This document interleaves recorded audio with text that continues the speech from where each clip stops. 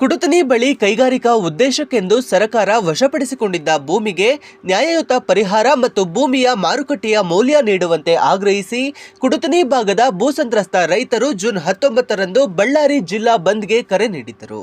ಕುಡುತನಿ ಹಾಗೂ ಸುತ್ತಮುತ್ತಲಿನ ಪ್ರದೇಶಗಳ ಸಾವಿರಾರು ಎಕರೆ ಭೂಮಿಯನ್ನ ಬ್ರಾಹ್ಮಣಿ, ಮಿತ್ತಲ್, ಎನ್ಎಂಡಿಸಿ ಸೇರಿದಂತೆ ವಿವಿಧ ಕೈಗಾರಿಕೆಗಳ ಸ್ಥಾಪನೆಗಾಗಿ ಸುಮಾರು 15 ವರ್ಷಗಳ ಹಿಂದೆ ವಶಪಡಿಸಿಕೊಳ್ಳಲಾಗಿತ್ತು.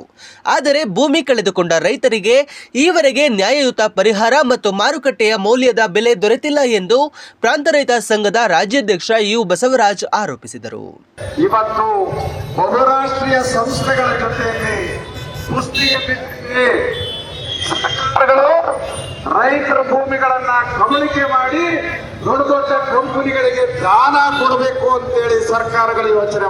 ಇವತ್ತು ಬಹುರಾಷ್ಟ್ರೀಯ ಸಂಸ್ಥೆಗಳ ಜೊತೆಯಲ್ಲಿ ಕುಸ್ತಿಗೆ ಸರ್ಕಾರಗಳು ರೈತರ ಭೂಮಿಗಳನ್ನ ಕಬಳಿಕೆ ಮಾಡಿ ದೊಡ್ಡ ದೊಡ್ಡ ಕಂಪನಿಗಳಿಗೆ ದಾನ ಕೊಡಬೇಕು ಅಂತೇಳಿ ಸರ್ಕಾರಗಳು ಯೋಚನೆ ಮಾಡ್ತಾ ಇದ್ದಾವೆ.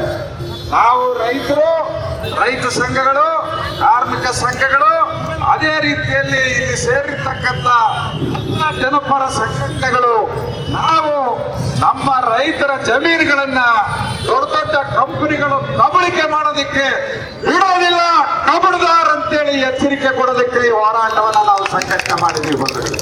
ಇದೊಂದು ಸಂಘರ್ಷ. ಈ ಸಂಘರ್ಷ ಕುಡುತನಿ ಪ್ರದೇಶದಲ್ಲಿ 2010ರಿಂದ ಇವತ್ತು ಆರಂಭಗೊಂಡಿದೆ ಅಂತಕ್ಕಂಥ ಅಂಶವನ್ನು ನಾನು ನಿಮಗೆ ನೆನಪು ಮಾಡ್ತಾ ಇದ್ದೀನಿ. 2010ರಿಂದ ಇವತ್ತು 2026 ಅಂತ ಹೇಳಿದ್ರೆ 16 ವರ್ಷಗಳಿಂದ ನಾವು ಹೋರಾಟವನ್ನು ಇವತ್ತು ನಡೆಸ್ತಾ ಇದ್ದೀವಿ.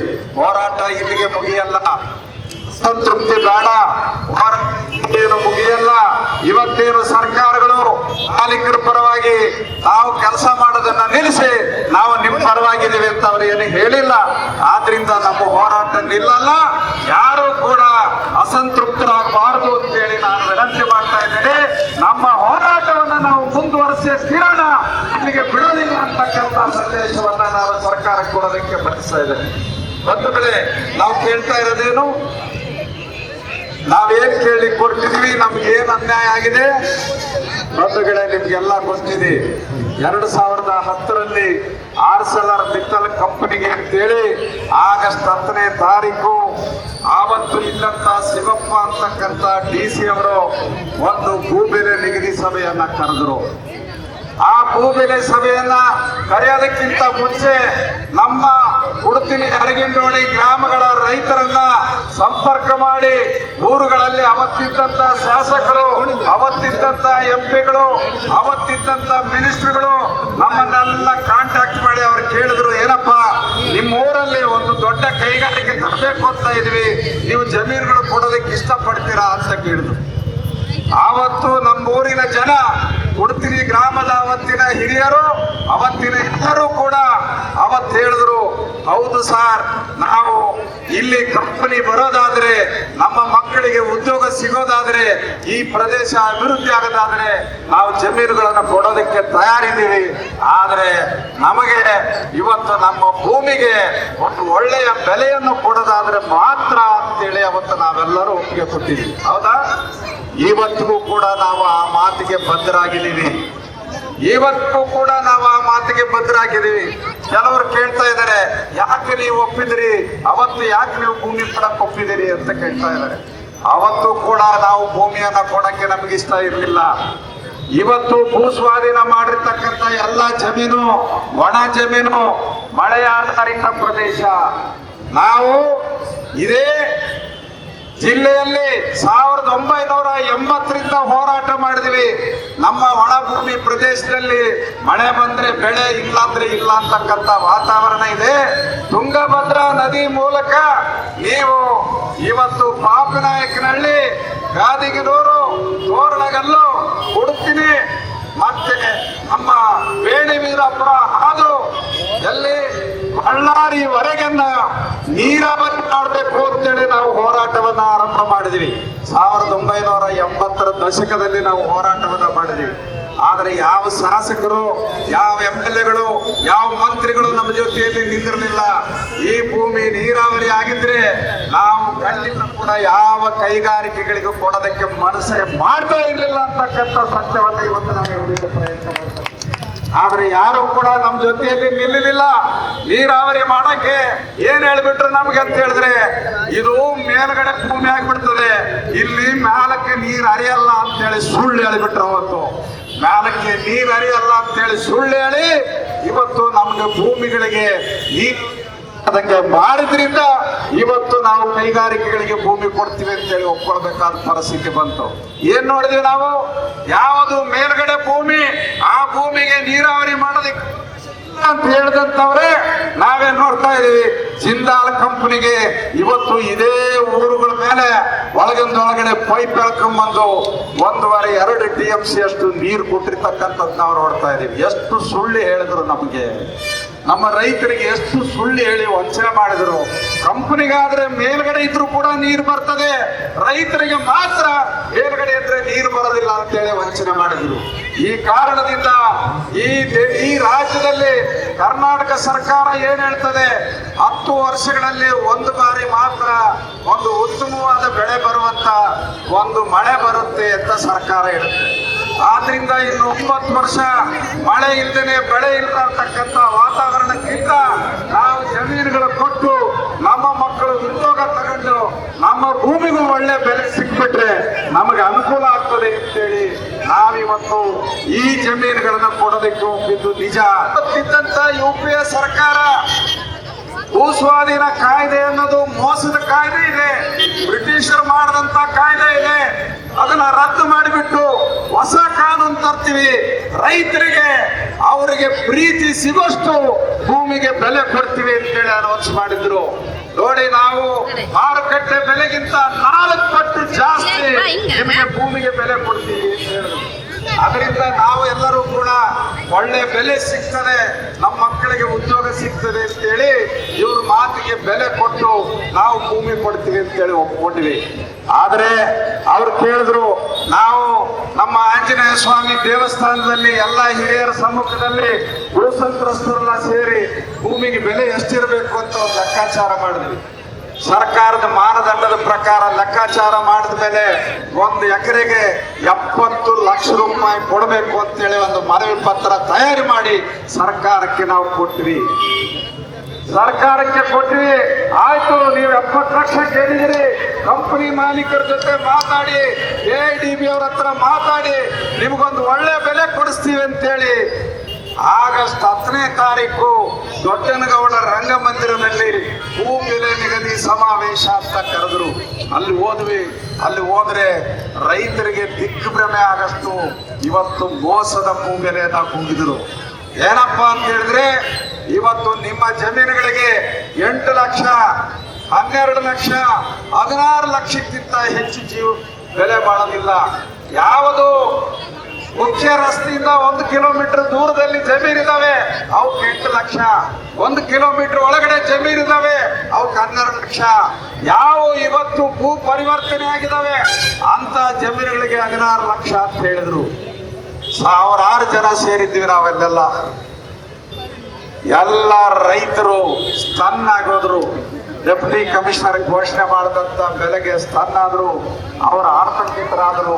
ಘೋಷಣೆ ಕೂಗಿದ್ರು, ಖಂಡಿತ ನಮ್ಮ ಭೂಮಿ ನಿಮಗೆ ಕೊಡೋದಿಲ್ಲ, ನಿಮ್ಮ ಕಂಪನಿ ನಮಗೆ ಬೇಡ, ನಮ್ಮ ಪ್ರದೇಶ ಅಭಿವೃದ್ಧಿ ಆಗೋದು ಬೇಡ ಅಂತೇಳಿ ಅವತ್ತು ನಾವು ಧಿಕ್ಕಾರ ಮಾಡಿ ಆ ಸಮಾವೇಶವನ್ನ ಬಹಿಷ್ಕಾರ ಮಾಡಿ ಘೋಷಣೆ ಕೂಗಿ ಹೊರಗಡೆ ಬಂದಿದ್ದೀವಿ.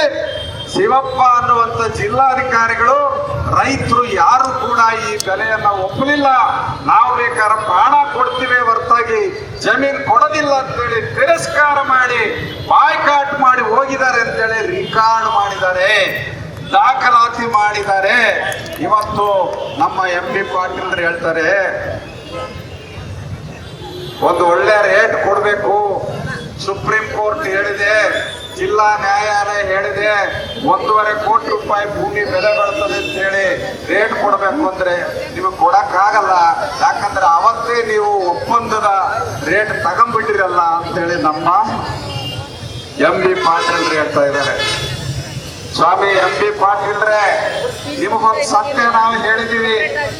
ನಿಜ, ನಾವು ಒಪ್ಪಿ ಭೂಮಿ ಬೆಲೆಯನ್ನ ನಾವು ತಗೊಂಡಿವಿ ಅಂತಕ್ಕಂಥದ್ದು ಕೂಡ ಸತ್ಯವೇ, ಅದೇನು ಸುಳ್ಳೇನಲ್ಲ. ನಾವು ಸೈನ್ ಮಾಡಿಕೊಟ್ಟಿದ್ದೀವಿ, ಪೇಪರ್ ಅಲ್ಲಿ ಬರೆದು ಕೊಟ್ಟಿದ್ದೀವಿ. ಆದ್ರೆ ಪ್ರಶ್ನೆ ಏನು ಅಂತ ಹೇಳಿದ್ರೆ, ಯಾವದನ್ನ ನಾವು ಒಪ್ಪಿ ಇವತ್ತು ತಗೊಂಡಿವಿ ಅಂತ ನೀವು ಹೇಳ್ತಾ ಇದ್ದೀರಿ, ಆ ದರ ನಿಗದಿ ಮಾಡ್ತಕ್ಕಂಥದ್ದು ಸರ್ಕಾರ ಯಾವ ಮಾನದಂಡ ಮಾಡಿ ಇವತ್ತು ದರವನ್ನ ನಿಗದಿ ಮಾಡಬೇಕಾಗಿತ್ತು ಅದನ್ನ ನೀವು ಮಾಡಿದ್ರೇನು ಸ್ವಾಮಿ ಅಂತ ಹೇಳಿದ್ರೆ ಅದಕ್ಕೆ ಅವರು ಬಾಯಿ ಮುಚ್ಚಿಕೊಟ್ಟಿರ್ತಕ್ಕಂಥದ್ದನ್ನ ನಾವು ನೋಡ್ತಾ ಇದ್ದೇವೆ. ನೀವು ಸರ್ಕಾರದ ಮಾನದಂಡಗಳನ್ನ ಅನುಸರಿಸಿ ಇವತ್ತು ಬೆಲೆಯನ್ನ ನಿಗದಿ ಮಾಡಬೇಕಾಗಿತ್ತು.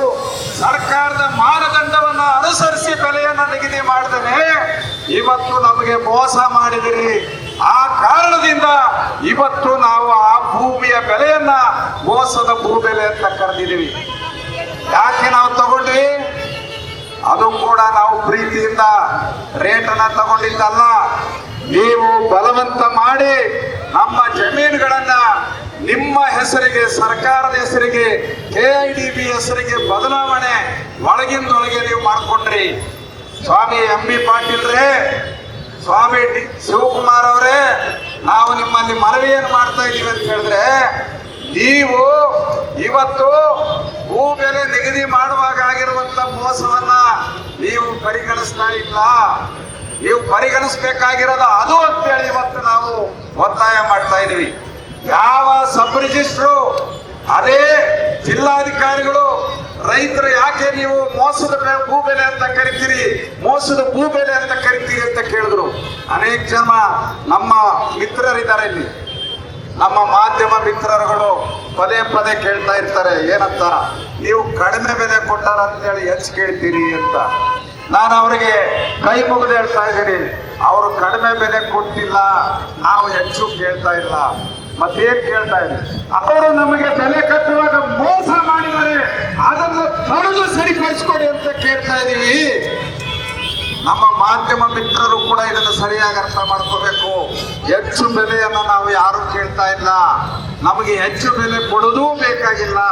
ನಮಗೆ ಕೊಡಬೇಕಾಗಿರೋದೇನಪ್ಪ ಅಂತ ಹೇಳಿದ್ರೆ, ಸರ್ಕಾರದ ಮಾನದಂಡದ ಪ್ರಕಾರ ನೀವು ಬೆಲೆಯನ್ನ ನಿಗದಿ ಮಾಡಿ ಅಂತ ಹೇಳಿ ಕೊಡ್ತಾ ಇದ್ದೀವಿ. ಸರ್ಕಾರದ ಮಾನದಂಡದ ಪ್ರಕಾರ ಬೆಲೆ ನಿಗದಿ ಇಲ್ಲ ಅಂತ ಹೇಳಿ ಬಳ್ಳಾರಿಯ ಸಬ್ ರಿಜಿಸ್ಟ್ರು ನನ್ ತಪ್ಪಾಗಿದೆ ಅಂತೇಳಿ ವೈಟ್ ಅಂಡ್ ಬ್ಲಾಕ್ ಅಲ್ಲಿ ಬರೆದು ಕೊಟ್ಟಿದ್ದಾರೆ.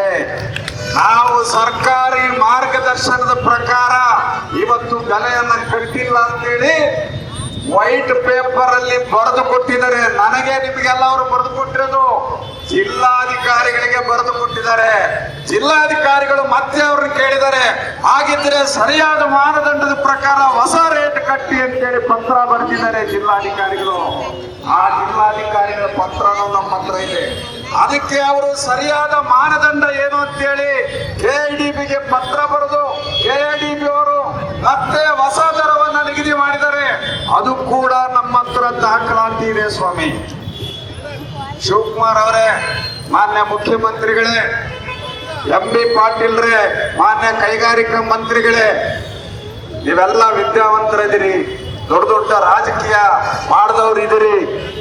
ಪಾಪದ ನಮ್ಮ ರೈತರ ಮೇಲೆ ಯಾಕಪ್ಪ ನೀವು ದಾಳಿ ಮಾಡ್ತೀರಿ? ನಿಮ್ಗಿದು ಅರ್ಥ ಆಗಲ್ಲ, ನಿಮ್ಗಿದು ಅರ್ಥ ಆಗಲ್ಲ.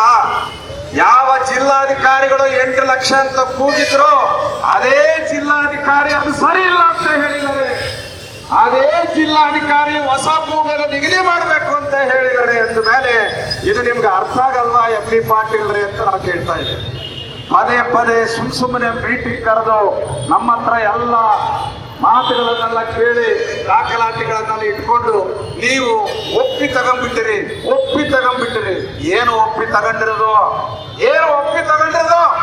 ನಿಮ್ಮ ತಹಸೀಲ್ದಾರು, ನಿಮ್ಮ RIA, ನಿಮ್ಮ ವಿಲೇಜ್ ಅಕೌಂಟೆಂಟ್ ನಾವು ದುಡ್ಡು ತೆಗೆದುಕೊಳ್ಳೋದಕ್ಕಿಂತ ಮುಂಚೆನೆ ನಮ್ಮ ಪಾಣಿ ಒಳಗಡೆ KIDB ಅಂತ ಬಂದಿದ್ದೀರಿ. ಯಾರ ಮೇಲೆ ನಾವು ನೀವು ಆಕ್ಷನ್ ತಗೊಂಡಿದ್ದೀರಾ? ಏನ್ರಿ ನಿಮ್ದು ದಬ್ಬಾಳಿಕೆ ಅಂತ ನಾವು ಕೇಳ್ತಾ ಇದೀವಿ. ಇದು ಒಪ್ಪಿ ತೆಗೆದುಕೊಂಡಿರ್ತಕ್ಕಂಥ ವಿಚಾರ ಅಲ್ಲ.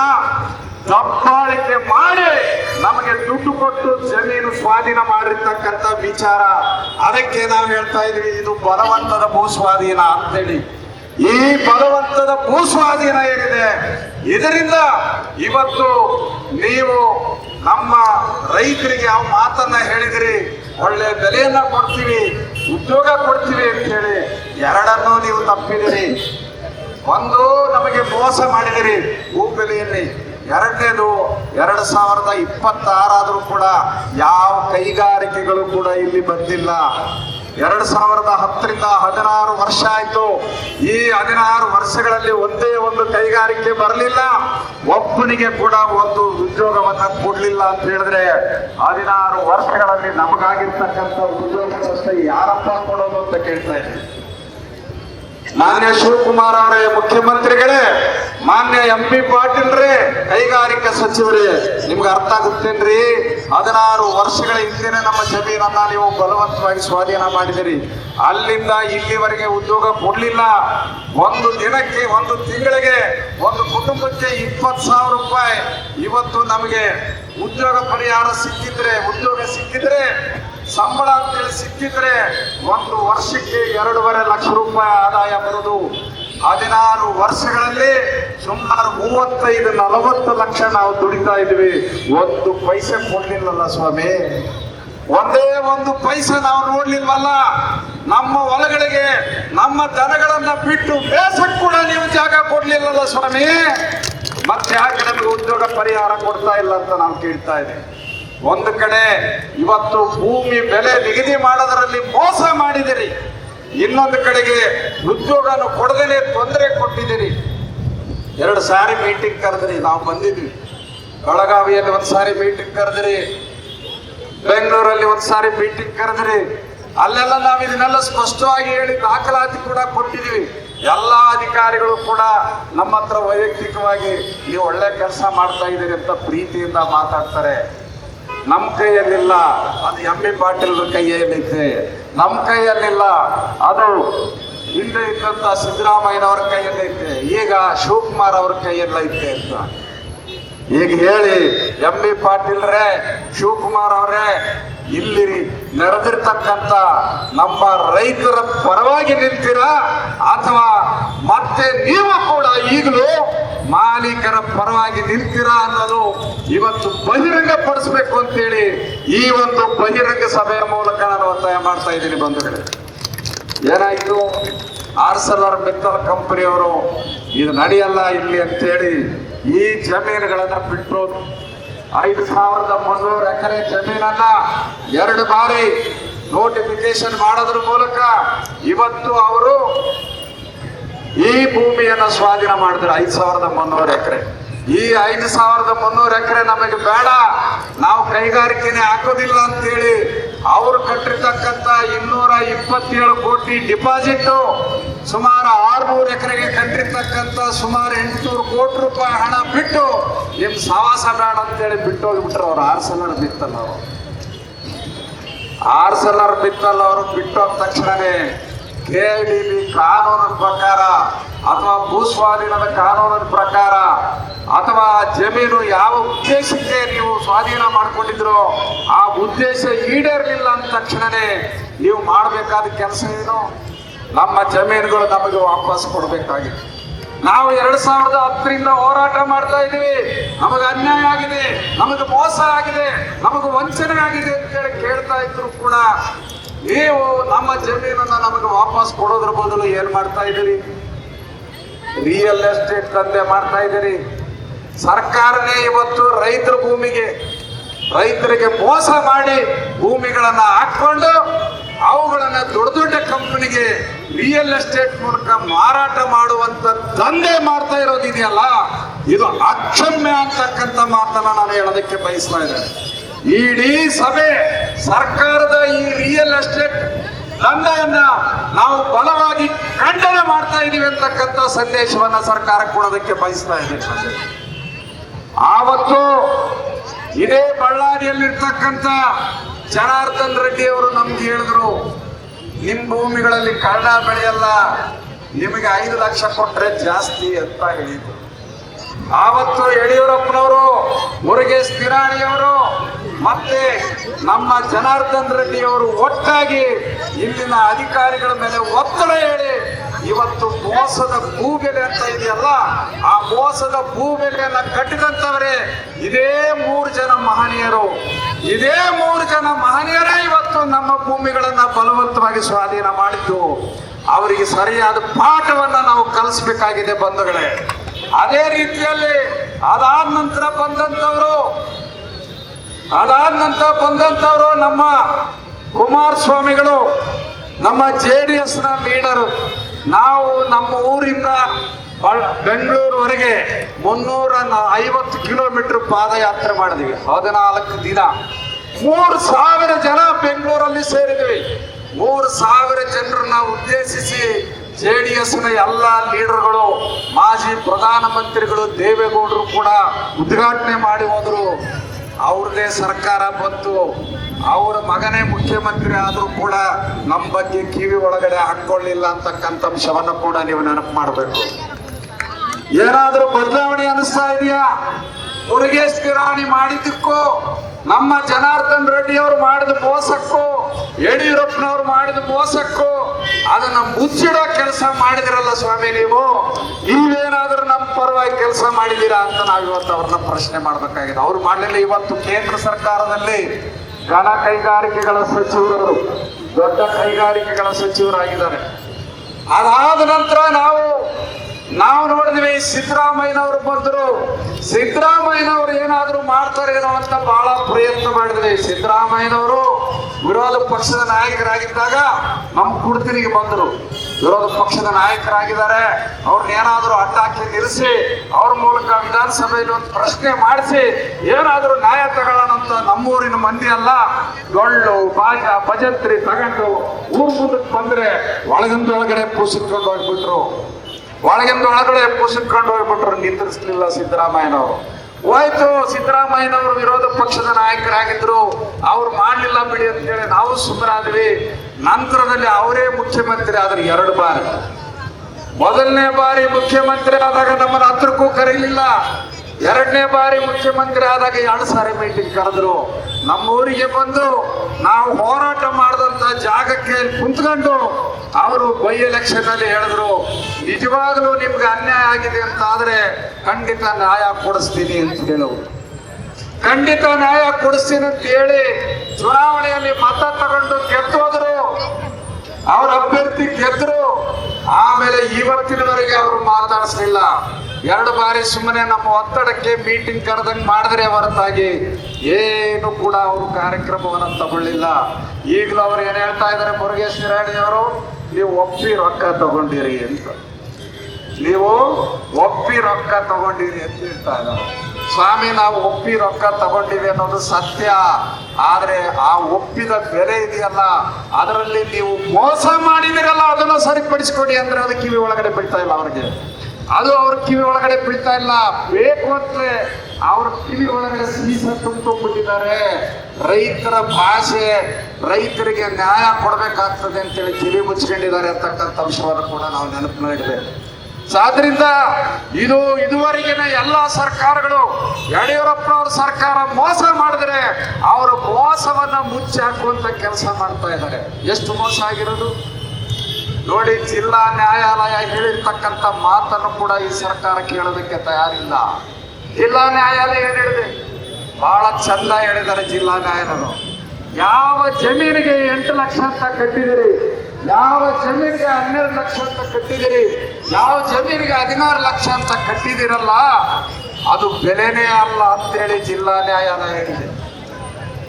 ರೈತರ ಇವತ್ತಿನ ಜಮೀನುಗಳಿಗೆ ಬೆಲೆ ಅಂತ ಹೇಳಿದ್ರೆ ಕನಿಷ್ಠ ಬೆಲೆ 30,20,270 ರೂಪಾಯಿ ಅಂತೇಳಿ ನಿಗದಿ ಮಾಡಿದ್ದಾರೆ, ಕನಿಷ್ಠ ಬೆಲೆ. ಆದ್ರೆ ಅವತ್ತು ಶಿವಪ್ಪನವರು ನಮ್ಮ ಭೂಮಿಗಳಿಗೆ ಕನಿಷ್ಠ ಬೆಲೆ ಎಷ್ಟಪ್ಪ ಕಟ್ಟಿದ್ದಂದ್ರೆ 2.5 ಲಕ್ಷ ಕಟ್ಟಿದ್ದಾರೆ. 2.5 ಲಕ್ಷ ಕಟ್ಟಿದ್ದಾರೆ. 30 ಲಕ್ಷ ಎಲ್ಲಿ, 2.5 ಲಕ್ಷ ಎಲ್ಲಿ? ಒಂದೊಂದು ಎಕರೆಗೆ ಕನಿಷ್ಠ ಬೆಲೆಯಲ್ಲೇ ಹತ್ರ 28 ಲಕ್ಷ ನಷ್ಟ ಆಗಿರ್ತಕ್ಕಂಥದ್ದನ್ನ ನಾವು ನೋಡ್ತಾ ಇದ್ದೀವಿ. ಇನ್ನು ಭೂ ಸ್ವಾಧೀನದ ಬೆಲೆಗೆ ಬಂದ್ರೆ ಇವತ್ತು ಅದೇ ಜಿಲ್ಲಾ ನ್ಯಾಯಾಲಯ ಹೇಳಿದೆ, ನೀವು 30,20,270 ರೂಪಾಯಿ ಭೂಮಿ ಬೆಲೆ ಮಾತ್ರ ಅಲ್ಲ, ಅದಕ್ಕೆ 30% ಶಾಸನಬದ್ಧ ಸೌಲಭ್ಯ ಸೇರಿಸಬೇಕು, 12% ಹೆಚ್ಚುವರಿ ಮೌಲ್ಯ ಸೇರಿಸಬೇಕು. ಅದರ ಜೊತೆಗೆ ಅಲ್ಲಿಂದ ಇಲ್ಲಿವರೆಗೆ ಬಡ್ಡಿ ಹಾಕಿ ಲೆಕ್ಕಾಚಾರ ಮಾಡಿ ಈ ಭೂಮಿಯ ಬೆಲೆ ಇವತ್ತು 1,40,00,000 ಬಾಳ್ತದೆ ಅಂತ ಹೇಳಿದೆ. ಸುಪ್ರೀಂ ಕೋರ್ಟ್ ಅದನ್ನ ಎತ್ತಿ ಹಿಡಿದಿದೆ. ಏನಂತ? ಜಿಲ್ಲಾ ನ್ಯಾಯಾಲಯ ಹೇಳಿರ್ತಕ್ಕಂಥದ್ದು ಸರಿ ಇದೆ. ಏನ್ ಹೇಳಿದೆ ಜಿಲ್ಲಾ ನ್ಯಾಯಾಲಯ? ಜಿಲ್ಲಾ ನ್ಯಾಯಾಲಯ ಇಲ್ಲಿಯ ಜಮೀನುಗಳ ಕನಿಷ್ಠ ಬೆಲೆ 30,20,270 ರೂಪಾಯಿ ಅಂತ ಹೇಳಿದೆ. ನೀವು ಜಿಲ್ಲಾ ನ್ಯಾಯಾಲಯ ಸುಪ್ರೀಂ ಕೋರ್ಟ್ ಹೇಳಿರ್ತಕ್ಕಂಥ ತೀರ್ಪನ್ನ ಉಲ್ಲಂಘನೆ ಮಾಡ್ತಾ ಇದ್ದೀರಾ ಅಂತ ನಾನು ಕೇಳ್ತಾ ಇದ್ದೇನೆ. ಸುಪ್ರೀಂ ಕೋರ್ಟ್ ಯಾವುದನ್ನ 30 ಲಕ್ಷ ಬೆಲೆ ಬಾಳ್ತದೆ ಅಂತ ಹೇಳಿದೆ ಕನಿಷ್ಠ ಬೆಲೆ, ಅದನ್ನ ನೀವು ಒಪ್ಪೋದಕ್ಕೆ ತಯಾರಿಲ್ಲ ಅಂದ್ರೆ ಸುಪ್ರೀಂ ಕೋರ್ಟ್ ತೀರ್ಪನ್ನ ನೀವು ಉಲ್ಲಂಘನೆ ಮಾಡ್ತಾ ಇದ್ದೀರಾ ಅಂತೇಳಿ ಇವತ್ತು ಬಹಿರಂಗಪಡಿಸಬೇಕು ಅಂತೇಳಿ ಮುಖ್ಯಮಂತ್ರಿಗಳಿಗೆ ನಾನು ಒತ್ತಾಯ ಮಾಡ್ತಾ ಇದ್ದೇನೆ. ನಿಮ್ ಸರ್ಕಾರಕ್ಕೆ ನ್ಯಾಯಾಲಯಗಳು ಹೇಳಿದಂತ ಆದೇಶಗಳು, ನ್ಯಾಯಾಲಯಗಳು ಕೊಟ್ಟಂತ ತೀರ್ಪುಗಳು ಯಾವ ಬೇಕಾಗಿಲ್ವಾ ಅಂತ ಇವತ್ತು ನೀವು ಹೇಳಿ ಅಂತ ಹೇಳಿ ಅವರನ್ನ ಒತ್ತಾಯ ಮಾಡ್ತಾ ಇದ್ದೀನಿ. ಒಂದು ಕಡೆ ಇವರಿಗೆ ರೈತರು ಬೇಕಾಗಿಲ್ಲ, ನ್ಯಾಯಾಲಯದ ತೀರ್ಪು ಬೇಕಾಗಿಲ್ಲ, ಯಾವುದು ಬೇಕಾಗಿಲ್ಲ. ಇವರಿಗೆ ಬೇಕಾಗಿರೋದು ಒಂದೇ ಏನಂತ ಹೇಳಿದ್ರೆ ಕಂಪನಿ ಮಾಲೀಕರಿಗೆ ಸೇವೆ ಮಾಡ್ತಕ್ಕಂಥದ್ದು. ಕಂಪನಿ ಮಾಲೀಕರಿಗೆ ಸೇವೆ ಮಾಡೋದು ಬೇಕು. ಏನ್ ಕೊಡ್ತಾ ಇದ್ದೀರಿ? 100 ರೂಪಾಯಿಗೆ 1 ಎಕರೆ ಲೀಸ್ ಕೊಡ್ತಾ ಇದ್ದಾರೆ.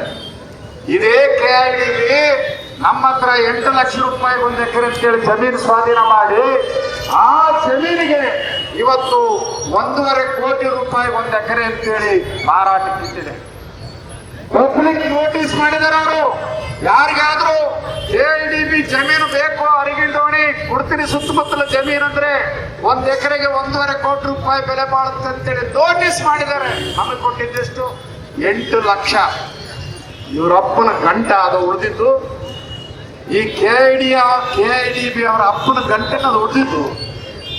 ತಾತ, ಮುತ್ತಾತ, ಅವ್ರ ತಾತ ತಲೆಮಾರುಗಳಿಂದ ಮಕ್ಕಳು ಮೊಮ್ಮಕ್ಕಳು ತಮಗೆ ಉಂಡು ಉಪವಾಸ ಇದ್ದು ಭೂಮಿ ರಕ್ಷಣೆ ಮಾಡಿದಂತ ಜನರಿಗೆಲ್ಲಂತದ್ದು ಭೂಮಿ ಬೆಲೆ. ಆ ಭೂಮಿ ಬೆಲೆ ಇವತ್ತು KIDBಗೆ ಬೇಕು ಅಂತೇಳಿ ಈ ಸರ್ಕಾರ ತೀರ್ಮಾನ ಮಾಡ್ತದೆ. 1.5 ಕೋಟಿ ರೂಪಾಯಿಯಲ್ಲಿ KIDB ಅಭಿವೃದ್ಧಿ ಪಡಿಸಿರ್ತಕ್ಕಂಥದ್ದು ಎಷ್ಟಂದ್ರೆ 30% ಮಾತ್ರ. ಅಂದ್ರೆ 45 ಲಕ್ಷ ಇವತ್ತು KIDB ಖರ್ಚು ಮಾಡಿದೆ 1 ಎಕರೆಗೆ ಅಂತೇಳಿ ಅದನ್ನು ಮೈನಸ್ ಮಾಡಿದ್ರೆ ನಮ್ಮ ಭೂಮಿಯ ಬೆಲೆ ಇವತ್ತು 1,05,00,000 ರೂಪಾಯಿ ಆಗುತ್ತೆ. 1,05,00,000 ರೂಪಾಯಿ ಆಗುತ್ತೆ. ನೀವು ಕೊಟ್ಟಿರೋದು ಬರೀ 5-6 ಲಕ್ಷ 8 ಲಕ್ಷ ಮಾತ್ರ. 1 ಕೋಟಿ ರೂಪಾಯಿ ನೀವೇ ಇವತ್ತು ನಮಗೆ ಕೊಡಬೇಕಾದಂತ ಪ್ರಸಂಗ ಇದೆ.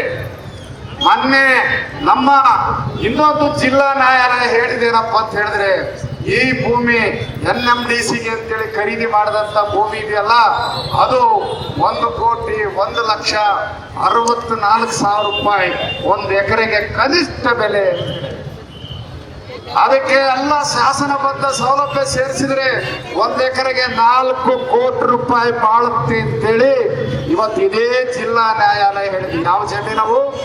ಅದೇ ವೇಣಿವೀರಪುರ, ಜಾನೆಕುಂಟೆ, ಒಳಗಲ್ಲಿನ ಜಮೀನುಗಳವು. ಆ ಜಮೀನುಗಳಿಗೆ ಕೂಡ ಕೊಟ್ಟಿದ್ದೆಷ್ಟು? ಬರೀ 23 ಲಕ್ಷ. ಅರೆ ಇನ್ನೊಂದು ನಮ್ಮ ಜನಾರ್ದನ್ ರೆಡ್ಡಿ ಅವರು ಅವರ ಶ್ರೀಮತಿಯವರ ಹೆಸರಿನಲ್ಲಿ 5,000 ಎಕರೆ ಭೂಮಿಯನ್ನ ಸ್ವಾಧೀನ ಮಾಡಿದ್ರು. ನಮಗೆ ಕೊಟ್ಟಿದ್ದೆಷ್ಟು? 5 ಲಕ್ಷ. ಅರೆ ಯಾವರಾದ್ರೂ ಈ ಬೆಲೆಯನ್ನ ಕೇಳಿದಿರ ನೀವು? ಪಕ್ಕದ ಜಮೀನಿಗೆ 8 ಲಕ್ಷ ಇದ್ರೆ ಅದ್ರ ಪಕ್ಕದ ಜಮೀನಿಗೆ 5 ಲಕ್ಷ ಅಂತ ಯಾರಾದ್ರೂ ಕೊಡ್ಲಿಕ್ಕೆ ಹೋಗ್ತಾರೆ? ಯಾರೇ ನಿಮಗೆ ಈ ಬೆಲೆಯನ್ನ ಕಟ್ಟೋದಕ್ಕೆ ಹೇಳಿದಂತವರು? ಯಾವನ್ರಿ ನಿಮಗೆ ಈ ರೀತಿ ಬೆಲೆ ಕಟ್ಟಬೇಕು ಅಂತ ಹೇಳ್ದಂತವ್ರು ಅಂತ ನಾವು ಪ್ರಶ್ನೆ ಮಾಡ್ತಾ ಇದೀವಿ. ಪಕ್ಕದ ಜಮೀನ 12 ಲಕ್ಷ ಬಾಳ್ತಾ ಇದ್ರೆ ಅದ್ರ ಪಕ್ಕದ ಜಮೀನ 6 ಲಕ್ಷ ರೂಪಾಯಿ ಹೆಂಗ್ ಬರ್ತದೆ? ಹೆಂಗೆ ಮಾಡ್ತದೆ ಅಂತ ನಾವು ಕೇಳ್ತಾ ಇದೀವಿ. ಸುಪ್ರೀಂ ಕೋರ್ಟ್ ಹೇಳ್ತದೆ, ಜಿಲ್ಲಾ ನ್ಯಾಯ ಹೇಳ್ತದೆ, ಯಾವ ಭೂಮಿಯನ್ನ ನೀವು ಸ್ವಾಧೀನ ಮಾಡ್ತಾ ಇದ್ದೀರಿ ಅದರ ಸುತ್ತ 5 ಕಿಲೋಮೀಟರ್ ವ್ಯಾಪ್ತಿಯೊಳಗಡೆ ಬರ್ತಕ್ಕಂಥ ಜಮೀನಿಗೆ ಒಂದೇ ಬೆಲೆ ಇರ್ತದೆ ಅಂತ, ಒಂದೇ ಬೆಲೆ ಇರ್ತದೆ ಅಂತೇಳಿ ಇವತ್ತು ಸುಪ್ರೀಂ ಕೋರ್ಟ್ ಹೇಳಿದೆ. ಅಂದ ಮೇಲೆ ನೀವು ಒಂದೊಂದು ಭೂಮಿಗೆ ಒಂದೊಂದು ಕಂಪನಿಗೆ 3 ಬೆಲೆಗಳನ್ನು ನಿಗದಿ ಮಾಡಿದ್ರೆ ಹೇಗೆ ಅಂತ ನಾವು ಕೇಳ್ತಾ ಇದ್ದೀವಿ. ಬಂಧುಗಳೇ, ಇವತ್ತು 5 ಲಕ್ಷಕ್ಕೆ ಖರೀದಿ ಮಾಡಿ ಜನಾರ್ದನ್ ರೆಡ್ಡಿ ಅವರು 15 ಲಕ್ಷಕ್ಕೋ 20 ಲಕ್ಷಕ್ಕೋ ಉತ್ತಮ ಗಾಲ್ವ ಕಂಪನಿಗೆ AITBಯನ್ನ ಶಾಮೀಲು ಮಾಡಿಕೊಂಡು ಮಾರಾಟ ಮಾಡಿ ಲಾಭ ಮಾಡಿಕೊಂಡಿರ್ತಕ್ಕಂಥ ಪ್ರಕರಣ ಇವತ್ತು CBI ಮುಂದೆ ಇರ್ತಕ್ಕಂಥದ್ದನ್ನ ನಾವು ನೋಡ್ತಾ ಇದ್ದೀವಿ. ನಮ್ಮ ಮುಖ್ಯಮಂತ್ರಿಗೆ ಹೇಳಿದ್ರು ಸಿದ್ದರಾಮಯ್ಯ, ಅದು ರಿಯಲ್ ಎಸ್ಟೇಟ್ ಅನ್ನು ಮಾಡಿದ್ರಿ ಅವರು. ಜನಾರ್ದನ್ ರೆಡ್ಡಿ ರಿಯಲ್ ಎಸ್ಟೇಟ್ ಮಾಡಿದ್ದಾರೆ. ಸ್ವಾಮಿ, ನೀವೇನು ಮಾಡ್ತಾ ಇದ್ದೀರಿ? ಮಿತ್ತಲ್ ಕಂಪನಿಗೆ ಅಂತೇಳಿ ಸ್ವಾಧೀನ ಮಾಡಿ ಜಿಂದಾಲ್ ಕಂಪನಿಗೆ ಒಳಗೊಳಗಡೆಗೆ ನೀವು ಕೊಟ್ಟಿದ್ದೀರಲ್ಲ, ನೀವು ಮಾಡ್ತಾ ಇರೋದೇನೋ ಅದು ಕೂಡ ರಿಯಲ್ ಎಸ್ಟೇಟ್ ಅಂತ ನಾವು ಹೇಳ್ತಾ ಇದ್ದೀವಿ. ಈ ರೀತಿಯಲ್ಲಿ ಇವತ್ತು ಬಲವಂತದ ಭೂ ಸ್ವಾಧೀನ ಮಾಡಿ ರೈತರಿಗೆ ಮೋಸ ಮಾಡಿ ಇವತ್ತು ರಾಜ್ಯದಾದ್ಯಂತ ರೈತರ ಜಮೀನುಗಳನ್ನ ಬಲವಂತವಾಗಿ ಸ್ವಾಧೀನ ಮಾಡೋ ಕೆಲಸ ಮಾಡ್ತಾ ಇದೆ. ಬಿಡದಿಯಲ್ಲಿ ರೈತರು ಹೋರಾಟ ಮಾಡ್ತಾ ಇದ್ದಾರೆ. ಬೆಂಗಳೂರಿನ ಆನೇಕಲ್ಲಲ್ಲಿ ರೈತರು ಹೋರಾಟ ಮಾಡ್ತಾ ಇದ್ದಾರೆ. ಸರ್ಜಾಪುರದಲ್ಲಿ ರೈತರು ಹೋರಾಟ ಮಾಡ್ತಾ ಇದ್ದಾರೆ. ದೊಡ್ಡಬಳ್ಳಾಪುರದ ಹತ್ರ ರೈತರು ಹೋರಾಟ ಮಾಡ್ತಾ ಇದ್ದಾರೆ. ಬಾಗಲಕೋಟೆ ಪ್ರದೇಶದಲ್ಲಿ ರೈತರು ಹೋರಾಟ ಮಾಡ್ತಾ ಇದ್ದಾರೆ. ನಿಮ್ ಬೆಲೆ ಬೇಡ, ನಿಮ್ಮ ಕೈಗಾರಿಕೆಗಳು ಬೇಡ, ನಮ್ಮ ಭೂಮಿ ನಮಗೆ ಉಳಿದ್ರೆ ಸಾಕು ಅಂತೇಳಿ ಹೋರಾಟ ಮಾಡ್ತಾ ಇದ್ದಾರೆ. ಸಾಕಲ್ವಾ ನಿಮ್ಗೆ ಮಂಗಳಾರತಿ? ಸಾಕಲ್ವಾ ನಿಮ್ಗೆ ಮಂಗಳಾರತಿ ನಮ್ಮ ರೈತರ ಕಡೆಯಿಂದ? ಮತ್ತೆ ಯಾಕೆ ನೀವು ಇವತ್ತು ಬಲವಂತವಾಗಿ ಸ್ವಾಧೀನ ಮಾಡ್ತೀರಿ? ನಮಗೆ ಮೋಸ ಮಾಡಿ ಕಂಪನಿಗಳಿಗೆ ಕೊಡಬೇಕು ಅನ್ನುವಂಥದ್ದು ಏನಿದೆ ಅಂತೇಳಿ ನಾವು ಪ್ರಶ್ನೆ ಮಾಡ್ತಾ ಇದ್ದೀವಿ. ಆದ್ರಿಂದ ಬಂಧುಗಳೇ, ಈ ಹೋರಾಟದ ಮುಖ್ಯವಾದಂತ ಉದ್ದೇಶ ಏನು ಅಂತ ಹೇಳಿದ್ರೆ, ಈ ಹೋರಾಟ ಬರೀ ಸರ್ಕಾರದ ವಿರುದ್ಧದ ಹೋರಾಟ ಅಲ್ಲ. ಈ ಎಲ್ಲ ಸರ್ಕಾರಗಳು, JDS ಸರ್ಕಾರ ಇರ್ಬೋದು, ಕಾಂಗ್ರೆಸ್ ಸರ್ಕಾರ ಇರ್ಬೋದು, BJP ಸರ್ಕಾರ ಇರ್ಬೋದು, ಇವ್ರಿಗೆ ಏನಾಗಿದೆ, ಯಾಕೆ ಈ ರೀತಿಯಲ್ಲಿ ರೈತರಿಗೆ ಮೋಸ ಮಾಡ್ತಾರೆ ಅಂತೇಳಿ ನಾವು ಯೋಚನೆ ಮಾಡಿದ್ರೆ ಏನೂ ಆಗಿಲ್ಲ. ಇವರು ಇವತ್ತು ಕಂಪನಿ ಮಾಲೀಕರು ದಾಸರಾಗಿದ್ದಾರೆ. ಕಂಪನಿ ಮಾಲೀಕರು ಕೊಟ್ಟಂತ ದುಡ್ಡಿನಲ್ಲಿ ಎಲೆಕ್ಷನ್ ಮಾಡಿ ಗೆದ್ದು ಬರ್ತಾ ಇದ್ದಾರೆ. ಆದ್ರಿಂದ ಕಂಪನಿ ಮಾಲೀಕರು ಹೇಳ್ದಂಗೆ ಕೇಳುವಂತ ಸ್ಥಿತಿಗೆ ಬಂದಿದ್ದಾರೆ. ಆ ಕಾರಣದಿಂದ ನಮ್ಮ ಹೋರಾಟ ಸಾಮಾನ್ಯ ಹೋರಾಟ ಅಲ್ಲ, ಸಾಮಾನ್ಯವಾದಂತ ಬಹುದೊಡ್ಡ ಬಹುರಾಷ್ಟ್ರೀಯ ಸಂಸ್ಥೆಗಳ ವಿರುದ್ಧದ ಹೋರಾಟವನ್ನ ನಾವು ನಡೆಸ್ತಾ ಇದ್ದೀವಿ. ನಾವು ಬಹುದೊಡ್ಡ ಹೋರಾಟವನ್ನ ನಡೆಸ್ತಾ ಇದ್ದೀವಿ. ಯಾರು ಇವತ್ತು ನಾವು ವಿಚಲಿತರಾಗಬೇಕಾಗಿಲ್ಲ. ನಮ್ಮ ಹೋರಾಟವನ್ನ ನಾವು ಮುನ್ನಡೆಸೋಣ. ಮತ್ತೆ ಈ ಸರ್ಕಾರಕ್ಕಿರೋದು ಒಂದೇ ದಾರಿ. ನೀವು ತಿಳ್ಕೊಳ್ಳಿ, ನಮಗೆ ಮಾಡಿರ್ತಕ್ಕಂಥ ಮೋಸದ ಭೂಬೆಲೆಯನ್ನ ರದ್ದು ಮಾಡಿ ನಮ್ಮ ಜಮೀನು ನಮ್ಗೆ ವಾಪಸ್ ಕೊಡಿ.